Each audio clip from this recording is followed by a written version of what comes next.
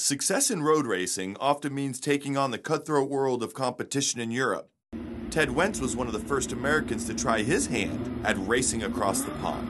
I went over to race the '73 season, and I raced a Formula Ford in Eldon. I met the chap that owned the company in Atlanta at the runoffs the year before, and we kind of liked each other, and he helped me out. He lent me an engine and a gearbox, and I put together a chassis. I bought a chassis. He lent me a van, got me a little bit of sponsorship. And another American, Denny Shattuck, that was over there, we formed a team, and we raced every weekend. We did every British Formula Ford race, sometimes two different venues in one weekend. And I won one of the championships, and the surprise prize for winning was a full-blown Formula Atlantic drive for the following year. And so the following year I raced a Formula Atlantic March in one of the Primo series with Wella hair care sponsorship. And I did that for 2 years, won a championship the second of those years.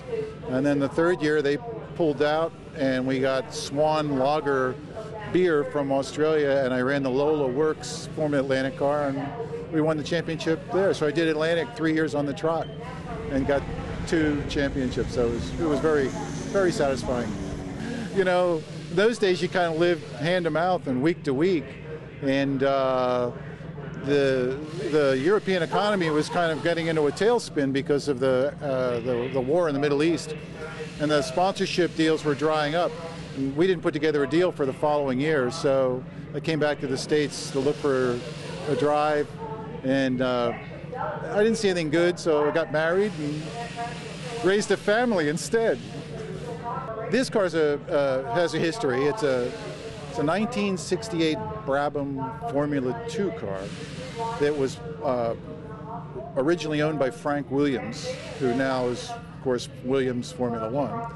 And Frank had his good friend Piers Courage as his driver, and they raced all the Formula 2 races in Europe in it that year when Piers wasn't racing in Formula 1 for BRM.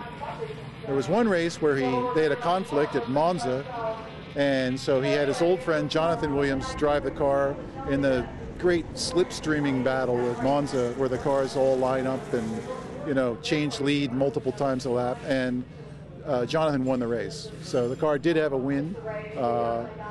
Subsequently, like all racing cars that get old, it went into the club racing. It actually went to New Zealand for a while and was there, and someone resurrected it after a few years and brought it back to the UK and restored it. And Bobby Rahal bought it about 10 years ago, brought it to the States, raced it a few races, and went through a few owners, and I saw it for sale on the internet, and I said, that's a car I always wanted to have.